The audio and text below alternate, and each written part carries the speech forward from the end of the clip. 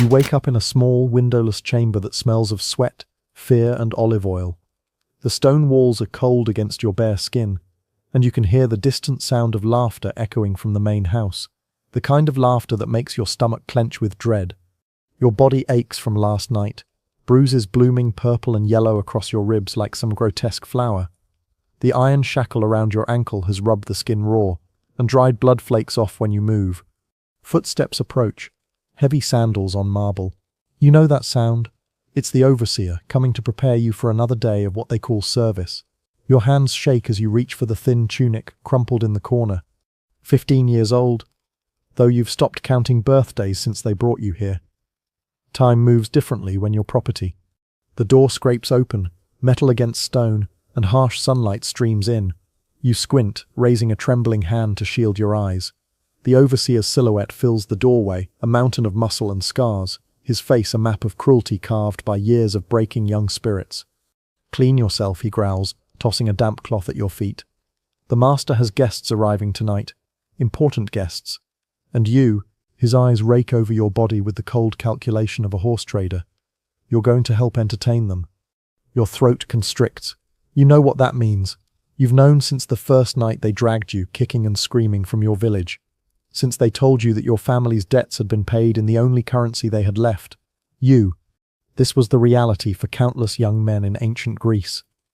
Not the sanitized version taught in schools, where philosophy and democracy shine bright enough to blind us to the shadows.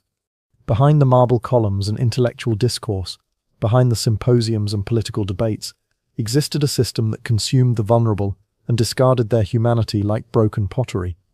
Before diving into these forgotten stories of survival and suffering, if you enjoy learning about the hidden truths of history, consider hitting that like button and subscribing for more content like this. And please comment below to let me know where you're listening from.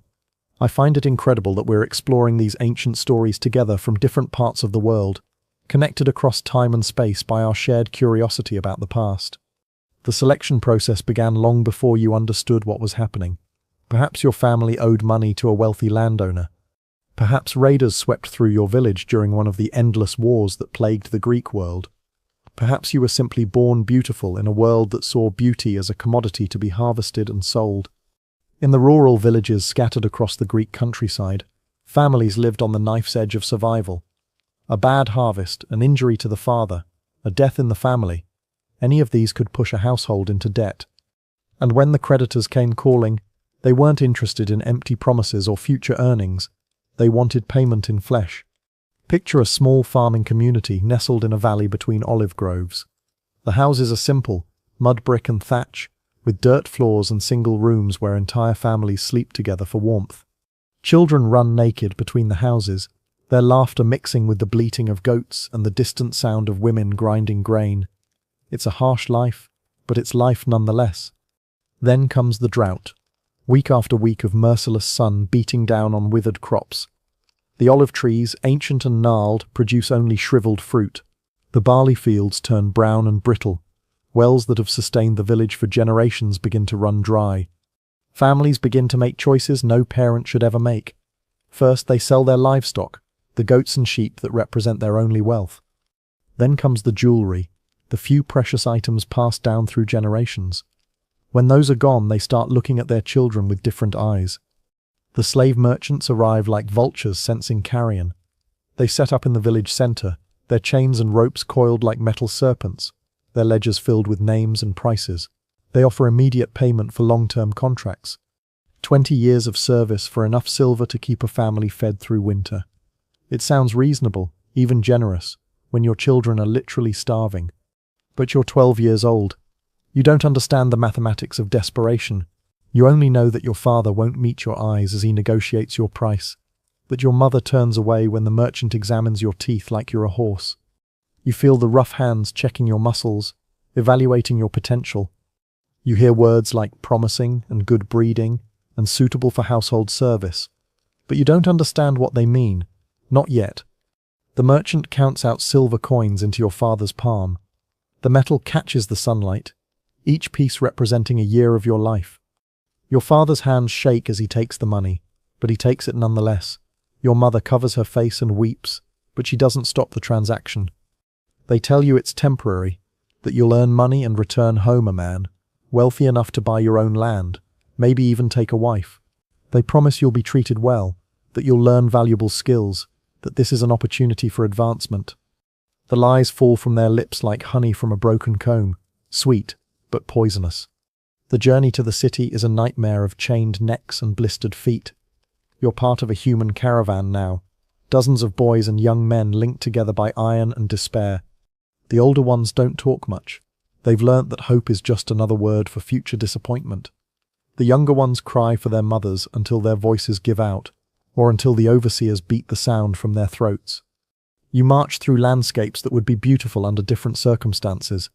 Rolling hills covered in olive groves, coastal roads where the sea sparkles like scattered diamonds, mountain passes where eagles soar overhead. But you see none of it. Your world has shrunk to the length of chain between you and the boy in front of you, to the rhythm of feet on stone, to the growing certainty that you will never see home again. At night they chain you to stakes driven into the ground. You lie on your side in the dirt, listening to the muffled sobs of the other boys, feeling the weight of the iron around your neck like a collar of fate. Sometimes the merchants bring visitors to inspect their merchandise, men with soft hands and calculating eyes who walk among you like farmers examining cattle.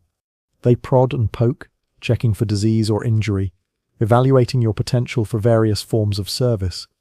You learn to recognize the different types of buyers. The agricultural slave owners look for muscle and endurance. They want boys who can work in the fields from dawn to dusk. The household masters seek a different quality, compliance, intelligence, a certain fragility that suggests you won't cause trouble. But there's a third category, and you learn to dread their visits most of all. These men dress in fine clothing and speak with cultured accents. They smell of expensive perfumes and wine, and their fingers glitter with rings. When they examine you, their touch lingers in ways that make your skin crawl. They're looking for something specific, a combination of youth and beauty that has nothing to do with labor and everything to do with pleasure. The slave market in Athens is assault on every sense. The sound hits you first, hundreds of voices haggling, crying, pleading, commanding. The smell comes next, unwashed bodies, fierce sweat, urine, and something else you can't identify but that makes your stomach turn. Then you see it, and you understand why the older slaves warned you to keep your eyes down. Naked bodies arranged in rows like merchandise, children barely old enough to walk standing beside their mothers, their eyes wide with confusion, old men with broken spirits and bent backs, their value measured in whatever strength remains in their aging muscles, and everywhere the buyers, circling like sharks, pointing and discussing prices as if the people on the platforms can't hear every word. You're cleaned and oiled before your sale. Not out of kindness, but because clean merchandise fetches higher prices. The oil makes your skin gleam in the sunlight, highlighting the lean muscles you've developed during the journey. Someone has decided you're too pretty for field work, and you're positioned with the household slaves, the ones destined for indoor service. The auctioneer's voice booms across the market as he describes your attributes. Your age, your region of origin, your physical condition. He mentions your pleasing appearance and gentle temperament, code words that make certain buyers lean forward with interest. The bidding starts low but climbs quickly as more men join the competition. You stand frozen on the platform, trying to disappear into yourself as strange hands examine your body. Someone forces your mouth open to check your teeth. Another tests the strength of your grip. A third runs his fingers through your hair, commenting on its texture and color. You're not a person anymore. You're an object being evaluated for purchase. The winning bidder is a man named Lysander, though you won't learn his name until later. All you see now is his satisfied smile as he counts out the silver, his eyes already possessing you before the transaction is complete. He's middle-aged and well-fed, with the soft hands of someone who's never done manual labor. His tunic is expensive silk, dyed the deep purple that proclaims wealth and status. When he looks at you, there's something in his expression that makes you want to run, even though the chains make escape impossible. Lysander owns a large household in the wealthy district of Athens. His house is bigger than your entire village. Marble columns, painted walls, elaborate mosaics depicting gods and heroes. Servants scurry through corridors carrying trays of food and wine, their movements quick and nervous. You notice that many of them are young men, all of them beautiful in different ways, all of them bearing the same look of resigned despair you're beginning to recognize as the face of captivity. The overseer who claims you from Lysander is named Demetrius. He's a former slave himself, purchased young, and worked his way up through a combination of intelligence and ruthlessness. Now he manages the household slaves with an iron fist, understanding better than anyone how to break spirits and ensure compliance. He explains the rules as he leads you through the house. You will be fed twice daily, barley porridge in the morning, bread and olives in the evening. You will be given clean clothes once per week. You will bathe when ordered, eat when ordered, sleep when ordered. You will speak only when spoken to. You will never look a free person directly in the eyes. You will never refuse an order, no matter what that order might be. And then comes the part that makes your blood freeze in your veins. You are here to serve the master and his guests in whatever capacity they require. This service may involve pouring wine, serving food, cleaning rooms, or providing entertainment. The nature of this entertainment, Demetrius explains with a cruel smile, will become clear in time. Some slaves resist at first, he continues, but resistance only leads to pain. Compliance, on the other hand, can lead to certain privileges, better food, a warmer place to sleep, perhaps even small personal possessions. Your new quarters are in the basement of the house, a series of small cells where the male slaves sleep. Each cell contains a straw mattress, a thin blanket, and a chamber pot. The walls are thick stone designed to muffle sound. You quickly learn why this is necessary. The other slaves welcome you with a mixture of sympathy and warning. There's Marcus, a boy about your age who's been here for 2 years. His eyes hold depths of pain that seem impossible for someone so young. There's Alexios, older and scarred, who tells you in whispered conversations about the special guests who visit the house and what they expect from the entertainment. And there's Philemon, barely 14 but with the haunted expression of someone much older. He was once the son of a small merchant family until his father's business failed and creditors seized everything, including the children. He's been in the house for 6 months, and he's the one who explains what really happens during the symposiums. Greek culture celebrated the symposium, the drinking party where educated men gathered to discuss philosophy, politics, and art. These were sophisticated affairs, intellectually stimulating conversations between the greatest minds of the ancient world. At least, that's how they're remembered. The reality was often very different, especially when the wine flowed freely and the guests demanded more intimate entertainment. The slaves were expected to serve not just food and drink, but themselves. The philosophers who debated the nature of virtue and justice by day had no qualms about using young slaves for their pleasure by night.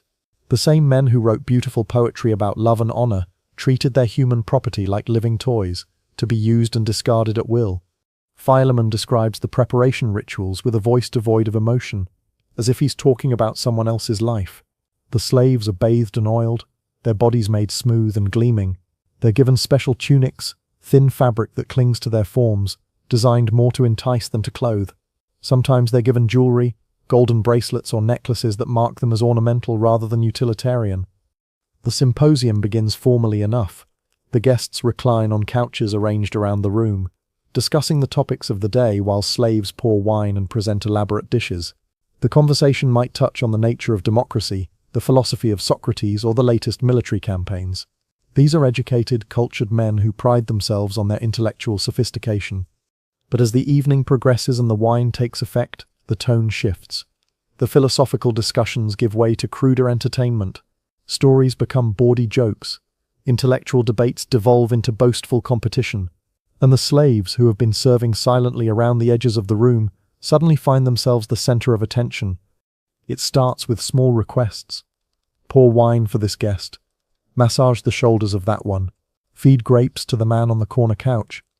Each task seems innocent enough, but you learn to read the signs, the way conversations quiet when you approach, the lingering touches that have nothing to do with serving wine, the way certain guests watch your movements with predatory interest. The first time you're selected for special service, you're too naive to understand what's happening. A guest, a man old enough to be your grandfather, requests that you join him on his couch. He wants you to share his wine, he says, to discuss your homeland, to tell him about your family. His questions seem friendly at first. Where are you from? Do you miss your home? Are you being treated well? His hand rests on your shoulder as he talks, then slowly moves to your back, then lower. You try to move away, but his grip tightens. Other guests are watching now, their conversations fading as they focus on the entertainment. What happens next is burned into your memory with the clarity that only trauma can provide. The way your protests are ignored, how your struggles are met with laughter from the other guests. The feeling of helplessness as hands hold you down, as clothing is torn away, as your childhood ends in the most brutal way possible. Afterwards, you lie in your cell and stare at the stone ceiling, trying to understand how the world could contain such cruelty. Your body aches, but the emotional wounds cut deeper. You're not even a person anymore. You're a thing to be used and discarded, a source of entertainment for men who write poetry about the beauty of the human soul. But this is only the beginning. Over the following months you learn that what happened that first night was considered mild by the standards of the house. Some guests have specific preferences, particular cruelties they enjoy inflicting. Others compete to see who can break a slave's spirit most completely. The overseer encourages this behavior, knowing that broken slaves are compliant slaves. You discover that the household operates on a complex hierarchy of abuse. The newest slaves bear the worst treatment, serving as fresh meat for the guests' appetites. Those who survive long enough might be promoted to different roles, personal servants to less violent masters, or kitchen workers who rarely interact with guests directly. But promotion requires more than just survival. It requires a complete surrender of dignity, a willingness to participate in your own dehumanization. Some slaves try to resist. Marcus attempted to escape during his first month, only to be recaptured and beaten so severely that he walked with a limp for weeks afterward. Alexios once refused a particularly degrading order and spent 3 days chained in the courtyard without food or water, exposed to the elements as an example to the others. But resistance, you learn, takes many forms. Some slaves retreat so deeply into themselves that they become like walking corpses, present in body but absent in spirit. Others develop a kind of desperate cunning, learning to anticipate their master's moods and avoid the worst punishments through careful observation and submission. And a few, the lucky ones, simply die. Whether from disease, injury, or sheer despair, death becomes a form of liberation. You've seen slaves simply stop eating, stop responding to orders, stop caring whether they live or die. The overseers usually replace them quickly. There's always a fresh supply of young bodies available at the slave markets. The psychological techniques used to break slaves are as sophisticated as they are cruel. Isolation is one of the most effective weapons. You're cut off from everyone you've ever known, surrounded by people who are as powerless as you are. The other slaves can offer sympathy, but they can't provide protection or hope. Unpredictability is another tool. You never know when you'll be summoned, what will be required of you, or how severe the punishment might be for the smallest mistake. This constant uncertainty creates a state of chronic fear that wears down resistance more effectively than any physical torture. But perhaps the most insidious technique is the destruction of identity. They take away your name and give you another, something that sounds more exotic or pleasing to Greek ears. They forbid you from speaking your native language or practicing your family's customs. They dress you in their clothes, feed you their food, force you to worship their gods. Slowly, systematically, they erase everything that made you who you were. The guests who visit the house represent the cream of Athenian society. Wealthy merchants, government officials, renowned philosophers, celebrated artists, men whose names are recorded in history as great contributors to human civilization. Yet here, in the privacy of Lysander's dining room, they shed their public personas and reveal appetites that would shock their admirers. There's Dionysios, a respected politician known for his speeches about justice and civic virtue. In public, he champions the rights of citizens and speaks eloquently about the moral foundations of society. In private, he delights in humiliating young slaves, forcing them to perform degrading acts while he quotes passages from Homer. Then there's Cleomenes, a wealthy merchant who funds public works and is praised for his generosity to the poor. His charitable reputation masks a taste for violence that leaves slaves scarred and broken. He views his cruelty as a form of education, claiming that pain teaches valuable lessons about the natural order of society. Most disturbing of all is Sophistes, a philosopher who writes treatises on ethics and the nature of the good life. His public teachings emphasize the importance of virtue, self-control, and respect for the divine order. But when wine loosens his tongue and darkens his heart, he becomes a monster who justifies every cruelty with elaborate philosophical arguments. These men don't see their behavior as contradictory. In their minds, slaves exist in a different moral category than free citizens. The virtues that apply to relationships between equals simply don't extend to property. A man can be generous to his neighbors, just to his peers, and cruel to his slaves without any sense of inconsistency. This moral blindness extends throughout Greek society. The same culture that produced magnificent art, groundbreaking philosophy, and innovative political systems also normalized the complete dehumanization of entire classes of people. The contradiction isn't accidental, it's structural. The leisure time that allowed free citizens to pursue intellectual and artistic endeavors was built on the backs of slave labor. As months turn into years, you develop survival strategies that would have been unimaginable to your younger self. You learn to read the subtle signs that indicate a guest's mood and preferences. You discover which behaviors are most likely to earn rewards and which will result in punishment. You master the art of psychological absence, appearing compliant while retreating so deeply into yourself that your spirit remains untouchable. But survival comes at a cost. Each compromise with evil chips away at something essential inside you. Each moment of submission reinforces the lesson that you are powerless, worthless, disposable. The boy who once ran laughing through olive groves becomes a hollow-eyed young man who moves through life like a ghost haunting his own body. The other slaves become your only family, bound together by shared trauma and mutual protection. You develop a silent language of glances and gestures, ways to communicate warnings and offer comfort without alerting the overseers. You share what little food you can spare, take turns standing watch during the few hours of rest you're allowed, and hold each other when the nightmares become too much to bear alone. But even these relationships are tainted by the system that created them. Competition for the master's favor can turn friends into enemies. The promise of better treatment might tempt someone to betray a planned escape or report another slave's minor transgression. The very bonds that keep you sane also become tools for your oppression. Some nights, lying on your straw mattress in the darkness, you try to remember your mother's face, but the image grows fainter with each passing month, replaced by the faces of your tormentors. You try to recall the sound of your father's voice, but it's drowned out by the laughter of guests and the cries of other slaves. Your past becomes as distant as a half-remembered dream, while your present nightmare stretches endlessly toward an unimaginable future. The physical abuse is constant and varied. Some guests prefer their entertainment to be subtle, psychological domination that leaves no visible marks but carves deep wounds in the spirit. Others are more direct, using fists and whips and heated metal to inscribe their ownership on slave bodies. Still others take pleasure in elaborate tortures that combine physical pain with sexual humiliation in ways that defy description. But it's the casual nature of the cruelty that proves most devastating.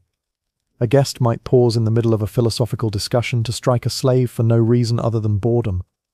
Another might interrupt his recitation of poetry to demand increasingly degrading acts from the evening's entertainment. The violence isn't passionate or personal, it's as routine as pouring wine or lighting lamps. The slaves learn to treat their own bodies as foreign objects, things that happen to house their consciousness but don't really belong to them. You develop the ability to float above yourself during the worst moments, to observe your own suffering with a kind of detached curiosity. It's a survival mechanism, but it comes with its own price, a growing disconnection from your own humanity that mirrors the way your masters see you. As your second year in the house begins, you notice changes in yourself that go beyond the obvious physical scars. Your voice sounds different, flatter, more careful, stripped of the regional accent that once marked you as a child of the mountains. Your posture has changed too. You move with the hunched shoulders and downcast eyes of someone who has learned that visibility leads to suffering. More disturbing are the changes in your thinking. You catch yourself automatically calculating the preferences and moods of free people, even when they have no power over you. You flinch at unexpected sounds and movements. You find yourself grateful for small mercies, an extra piece of bread, a night without summoning, a master who is merely indifferent rather than actively cruel. This psychological conditioning is perhaps the system's greatest success. It creates slaves who don't just obey out of fear but who internalize their powerlessness so completely that resistance becomes literally unthinkable. The masters don't need to constantly watch and threaten because their victims have learned to police themselves. Yet even in this environment of systematic dehumanization, small acts of resistance persist. Slaves develop subtle ways to maintain their dignity and humanity. They share stories of their homelands, keeping alive memories that their masters try to erase. They create art from scraps, tiny sculptures hidden in walls, songs hummed too quietly for overseers to hear, poems composed in languages their captors don't understand. Most importantly, they bear witness. In whispered conversations during brief moments of privacy, they share their experiences and validate each other's suffering. They remember the names of those who have died, ensuring that these forgotten victims are not completely erased from history. They document cruelties and preserve evidence of crimes that their society refuses to acknowledge. This bearing witness becomes a form of resistance in itself. By insisting on their own humanity and the reality of their suffering, the slaves resist the master narrative that portrays them as contented property or willing participants in their own exploitation. They maintain the possibility that someday someone will listen to their stories and recognize their truth. But such resistance requires enormous courage and comes with deadly risks. Slaves caught communicating in their native languages might have their tongues cut out. Those found sharing food or offering comfort to fellow slaves could be separated or sold to crueler masters. The very acts that preserve humanity also invite punishment designed to destroy it. The house itself becomes a character in this story, its marble halls echoing with the ghosts of countless victims, its decorated walls concealing chambers where unspeakable acts occur nightly. The beautiful mosaics and painted frescoes provide a grotesque contrast to the human misery they shelter. Art and horror coexist in the same space, reflecting the broader contradictions of a civilization built on others' suffering. In the third year, something breaks inside you that you didn't even know could break. It happens during a particularly elaborate symposium, one celebrating a military victory against a neighboring city-state. The guests are more numerous than usual, their celebration more intense, their demands more creative in their cruelty. You're brought before a group of young aristocrats, barely older than yourself, but already drunk on wine and inherited power. They've devised what they consider an amusing game, a contest to see who can elicit the most entertaining reactions from their human toys. They take turns issuing commands, each more humiliating than the last, while keeping score like children playing knucklebones. As you perform their degrading spectacle, something fundamental shifts in your perception. You stop seeing yourself as a person forced to endure terrible things, and begin seeing yourself as exactly what they see, a thing that exists for their amusement. The last thread connecting you to the boy who once herded goats in mountain pastures finally snaps. This psychological death is almost a relief. Without hope or dignity to protect, there's no more pain in surrender. You become the perfect slave, anticipating needs before they're voiced, accepting any treatment without resistance, existing in a state of complete compliance that requires no thought or feeling. The overseers notice the change and reward it. You're given better clothes, more regular meals, and a cell with an actual window. Other slaves look at you with a mixture of envy and horror, recognizing what you've become and understanding the price you've paid for these minor comforts. But even in this state of psychological numbness, fragments of awareness persist. You observe the household's rhythms with the detached interest of someone watching a play. You notice patterns in the guests' behavior, cycles of violence and indulgence that follow predictable patterns. You begin to understand the economics of suffering that keep the system functioning. The house operates on a constant supply of fresh victims. Young slaves rarely last more than a few years before they're either broken beyond usefulness or aged beyond their master's preferences. Some die from disease or injury. Others are sold to gladiator schools or mining operations when their beauty fades. A few simply disappear one night, their fate unrecorded and unlamented. This turnover necessitates regular visits to the slave markets. You sometimes accompany Demetrius on these trips, serving as an example of what proper training can accomplish. The irony isn't lost on you. The broken boy who once stood trembling on the auction block now helps evaluate new merchandise for his master's collection. You watch the terror in young faces and feel nothing. When Demetrius asks your opinion on a particular boy's suitability, you offer technical assessments based on years of bitter experience. This one will resist too much and require breaking. That one is already too damaged to be worth the investment. The third shows promise for long-term service. The new slaves look at you with desperate hope, seeing in your survival some possibility of endurance. They don't understand that survival and living are very different things. They can't see that the person standing before them died years ago, leaving only a hollow shell programmed to serve. During one market visit, you encounter a boy who reminds you powerfully of your younger self. Same dark hair, same frightened eyes, same desperate search for kindness in a world suddenly turned hostile.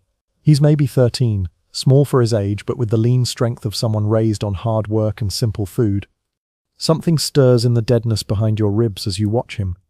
For just a moment you remember what it felt like to be human. The sensation is so unexpected and painful that you actually stagger, causing Demetrius to grab your arm and ask if you're ill. You lie and say the heat is affecting you, But the truth is more complicated. Seeing that boy has awakened something you thought permanently extinguished. Not hope exactly, but a recognition that the person you once were deserves to be mourned. That the life stolen from you had value, even if no one else acknowledged it. The boy is purchased by a different household, sparing you the torture of watching his transformation. But his image haunts you for weeks afterward, bringing dreams you haven't experienced in years. You find yourself remembering your mother's cooking, your father's laugh, the feeling of wind on your face as you ran through mountain meadows. These memories are dangerous. They threaten the careful numbness that keeps you functional. But they also remind you that somewhere beneath the perfect slave, fragments of your original self still exist. The question becomes whether those fragments are worth preserving, or whether complete surrender would be a mercy. The answer comes during another symposium, this one quieter than usual. The guests are older men, philosophers and politicians engaged in serious discussion about the nature of justice and the ideal state. You serve wine and listen to their debates with the trained invisibility of household property. They're discussing the writings of a famous philosopher, debating whether virtue can be taught or whether it's innate. One guest argues that some people are naturally suited for slavery, born with inferior souls that make them incapable of self-governance. Another contends that environment shapes character, that even slaves might be capable of virtue under different circumstances. The irony is overwhelming. These men who rape children and torture the helpless are debating the nature of virtue while you, their victim, stand silently holding their wine. They speak of justice while perpetrating the greatest injustices. They theorize about the ideal state while creating hell on earth for those under their power. But listening to their debate, you realize something important. Their philosophical sophistication doesn't excuse their cruelty. It makes it worse. They have the intellectual capacity to understand the wrongness of their actions, yet they choose evil anyway. They're not ignorant barbarians acting from instinct. They're educated monsters who have rationalized their monstrosities. This realization brings a strange kind of clarity. You understand now that the system isn't the result of ignorance or primitive thinking. It's the product of deliberate choices made by people who know better but choose worse. The beautiful art, the philosophical discussions, the political innovations, none of these represent moral progress. They're just different forms of human expression that coexist comfortably with unlimited cruelty. Years pass in this state of clear-eyed despair. You perfect the art of invisible service, moving through the household like a ghost that occasionally assumes solid form when needed. You watch younger slaves arrive and break, observe the cycles of violence and exploitation that never change, witness the endless parade of respected citizens who shed their public masks in private. Some nights, you stand at your small window and look up at the same stars you once watched from your family's roof. You wonder if your parents are still alive, whether they ever think of the son they sold to survive. You imagine your siblings grown up, perhaps with children of their own, telling stories about the brother who went away when they were young. But these thoughts no longer bring pain. They're more like distant music, beautiful but unrelated to your current existence. You've learnt to appreciate them without longing for what they represent. It's a form of meditation, this ability to hold memories without attachment. The end, when it comes, arrives without warning or drama. You're perhaps 25 now, though exact age has lost meaning in this place where time is measured in suffering rather than seasons. Your body shows the accumulated damage of years of abuse, scars that never properly healed, joints that ache from old injuries, a persistent cough that suggests something wrong in your chest. More significantly, your usefulness is declining. The guests who once fought to claim your services now barely notice your presence. New slaves have arrived with fresh beauty and unbroken spirits, making your practiced compliance seem ordinary rather than exotic. You're becoming what every slave eventually becomes, invisible in a different way, overlooked rather than coveted. Demetrius calls you to his quarters one morning and explains that you're being sold to a mining operation in the mountains. It's presented as neither punishment nor reward, simply an economic decision. Your value as household entertainment has depreciated below the cost of maintenance, but you still have years of hard labor ahead of you. The mining camps are where slaves go to die slowly. Everyone knows this, including you. The work is backbreaking, the conditions lethal, the life expectancy measured in months rather than years. It's not execution exactly, but it's not survival either. You receive this news with the same emotional flatness that has characterized your existence for years. Death in the mines, or death in the household, what difference does it make? You've been dead in every meaningful sense for so long that the cessation of biological functions seems almost redundant. But as you prepare for transport, something unexpected happens. Marcus, the boy who arrived around the same time as you, approaches during your last night in the familiar cell. He's somehow managed to survive and even thrive in his own way, earning a position as personal servant to Lysander's wife. The work is easier, the abuse less frequent, the food more regular. He presses something into your hand, a small piece of metal, sharpened to a point. It's crude but effective, a tool that could open either locks or veins. He doesn't say anything, but his meaning is clear. You have choices about how your story ends. That night, you hold the metal shard and contemplate your options. You could try to escape, though the chances of success are virtually zero, and the punishments for failure would be excruciating. You could use it as a weapon against your captors, achieving a moment of revenge before inevitable death. Or you could turn it on yourself, choosing the timing and manner of your exit from this world. Each option has its appeal.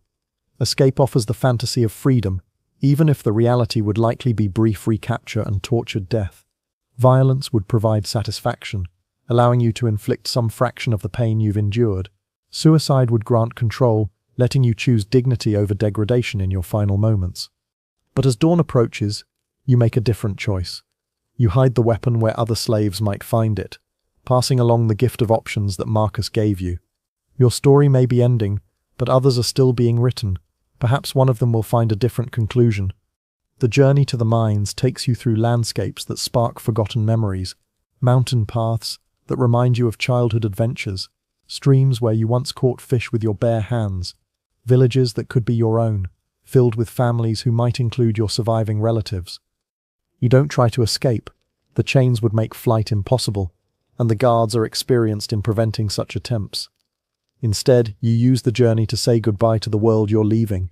You watch eagles soar overhead, and remember when you dreamed of flying. You smell wildflowers and recall your mother's garden. You listen to wind through pine trees and hear echoes of your father's voice. The mining camp is everything you expected and worse. Hundreds of slaves working in conditions that make household service seem luxurious. The tunnels are narrow and unstable, prone to collapse without warning. The air is thick with dust that tears at lungs and clouds vision. The quotas are impossible, designed to extract maximum labor before inevitable death. But even here, in this final circle of hell, you discover something remarkable. The slaves have created their own society, their own forms of resistance and mutual aid. They share food when possible, take turns supporting those too weak to work, and maintain elaborate networks of communication that span the entire operation. Most importantly, they remember. In whispered conversations during brief rest periods, they tell stories of their lives before captivity. They speak names of loved ones, describe customs and traditions from dozens of different cultures, and preserve languages their captors have tried to eliminate. They bear witness to each other's humanity in ways that their masters never could. Your own story becomes part of this oral history. The boy from the mountain village who survived years in an Athenian household. The child who was sold to pay his family's debts and endured unimaginable abuse while maintaining fragments of his identity. The young man who chose to pass along hope, even when he couldn't feel it himself. The end comes not with violence or drama, but with simple exhaustion. Your damaged lungs finally surrender to the constant assault of stone dust. Your weakened body gives out after one tunnel collapse too many. You die quietly in the darkness, surrounded by fellow slaves who promise to remember your name and carry your story forward. But this isn't really the end, because stories like yours have no true endings. They echo through generations, whispered in the shadows where power doesn't want to look. They remind us that behind every great civilization's achievements lie countless unnamed victims whose suffering made those achievements possible. The classical world that we admire for its art and philosophy and political innovations was built on a foundation of human misery, so vast and systematic that it defies comprehension.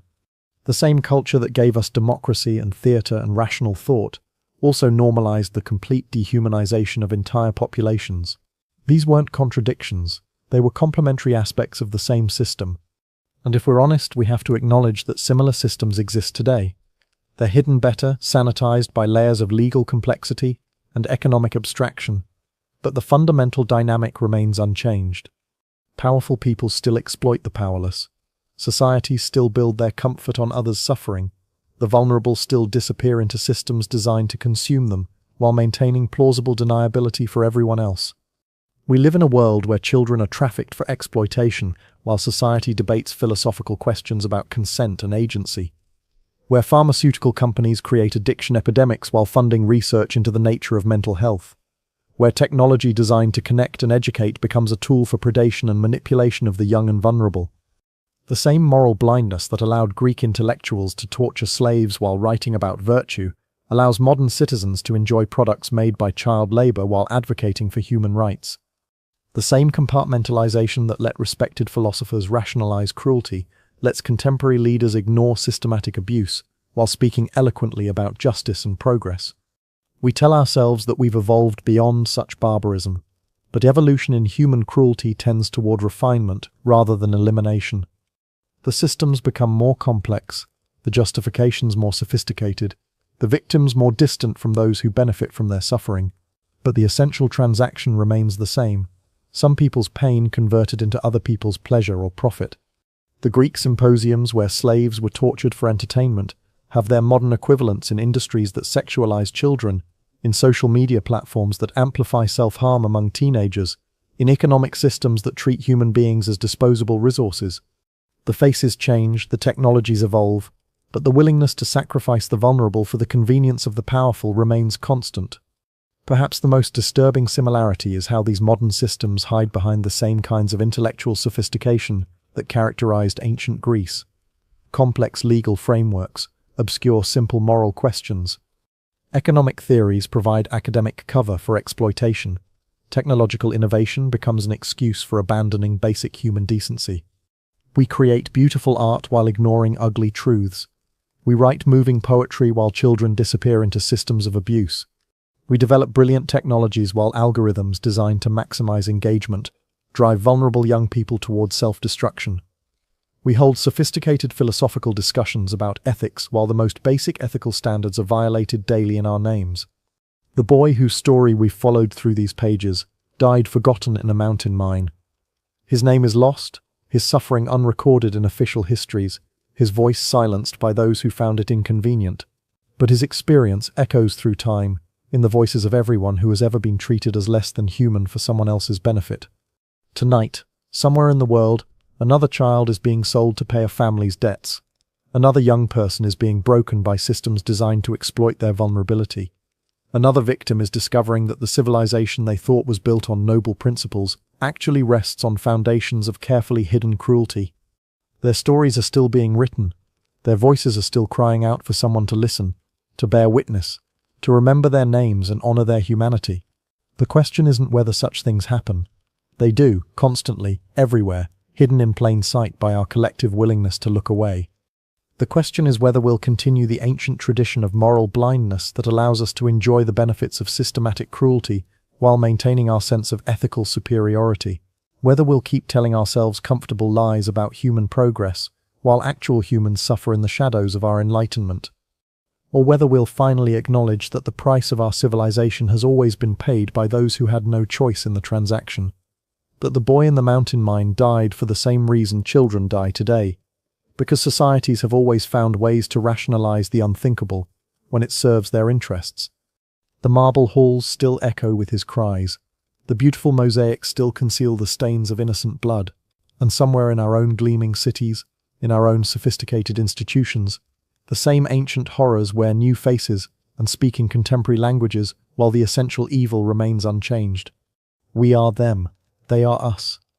The only difference is time, and time has never been a barrier to human cruelty, only an excuse for forgetting it.